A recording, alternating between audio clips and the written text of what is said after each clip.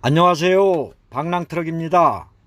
오늘은 컨테이너의 종류, 트레일러의 컨테이너를 상하차하는 장면, 수출입 화물을 상차하는 방법, 이러한 순서로 영상을 제작하여 보았습니다. 영상의 뒷부분에 수출입 화물 상차 방법은 실무와 관련이 되는 만큼 끝까지 시청해 주시기 바랍니다.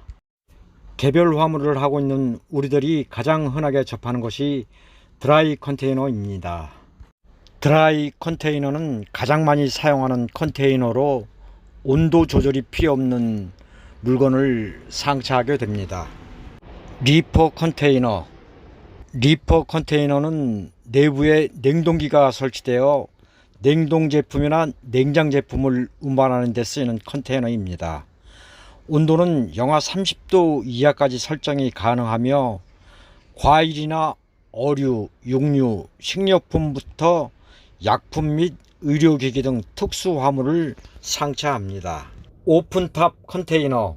오픈탑 컨테이너는 상부가 오픈이 되어 있는 형태의 컨테이너로 파이프나 철근 등 길이가 긴 화물을 운반할 때 사용하는 컨테이너로 화물을 상하차할 때 크레인을 사용하는 것이 일반적입니다.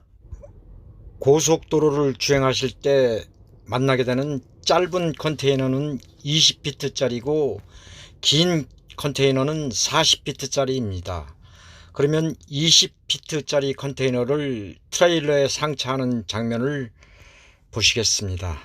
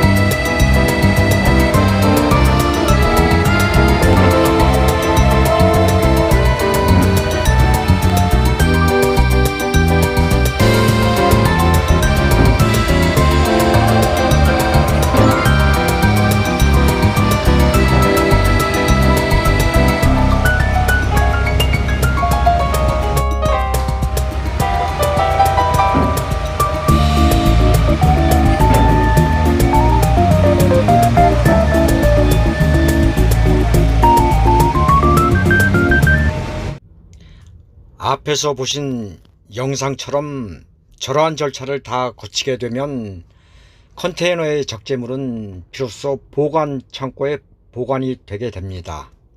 그 보관 창고에 있던 것들이 수입품이든 수출품이든 최종적으로 운반을 하게 되는 것이 개별 화물 사업자들의 일입니다.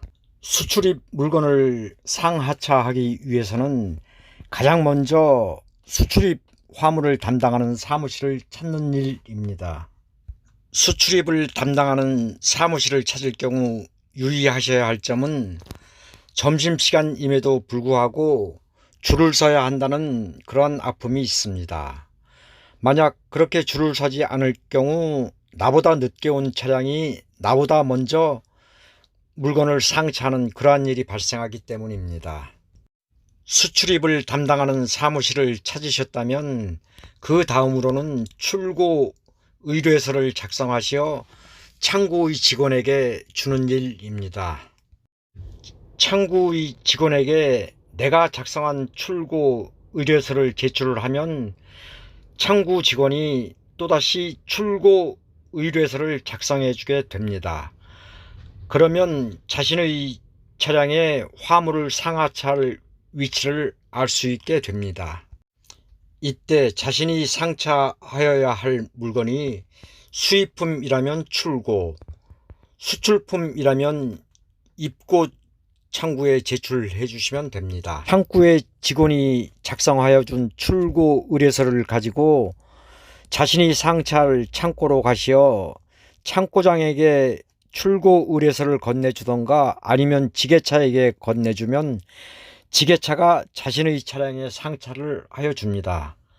반대의 경우 수출품을 하차하실 때에도 절차는 동일합니다.